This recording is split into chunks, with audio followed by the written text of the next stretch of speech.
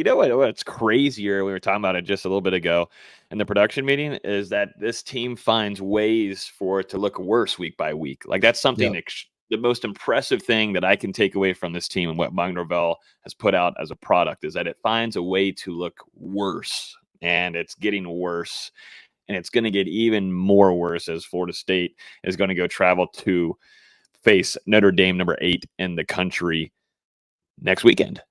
But in this case, you got a 4-4 team that just came into Tallahassee in your house and whooped your ass. And, there was no shocker by it. There was not going to be any kind of shock that Florida State was going to lose this game, but still any kind of pride, integrity, all that kind of stuff, I feel like has just gone out the window. And I think this was it's the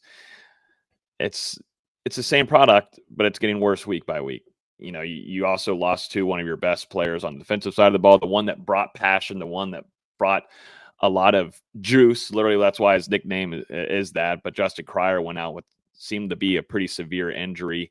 We'll wait and see if we get some word on that from, Mike Norvell. But still, he gets carted off, and, you lose a player like that. And it's just like, man, well, why has it got to be Justin Cryer, a guy that has performed and has been out there trying? You can see a guy that's being vocal and communicating and giving his best effort. And then you see him having to endure something like that. So hopefully we'll get a better update on that end from Justin Cryer. But it's just, you did the whole 2 QBs thing again, VZ. You threw in Crowan out.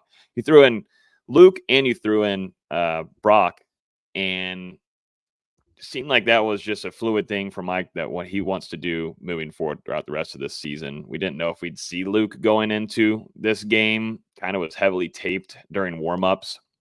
Seemed like he got dinged up in that Miami game, but sure enough, both quarterbacks see the field, and I think we're going to definitely shed off that red shirt for Luke this year, and I'm completely fine with it. I think nowadays, with you've got the transfer portal and how kids go early, if they get that opportunity to go to the next level, get as many reps for him as possible. As you can tell, he can definitely learn more by being out there. But how are you going to learn with the offensive line, VZ? How could anybody, even Michael Vick, Jordan Travis? I guess you got to have Jordan Travis. You got to have Jordan Travis. Got to have something, because this O-line ain't it. I mean, we were talking about it on Wednesday, how UNC had 10 sacks against Virginia last time they played. And at least Florida State held them under that mark, but not by much, with, I think it was 7 sacks on the game. Whoever the white guy was, number 12, was just destroying Florida State all game. No matter who he was lined up against, whether it was that left tackle against Darius, if he was playing D tackle against the guards, he was killing every single one. Yeah, just an embarrassing effort. And the ACC network just showed it's Omarion Hampton's 5 touchdowns is the first time a North Carolina players had 5 touchdowns since 1981. So there's a little more history breaking for you, Florida State. Congrats.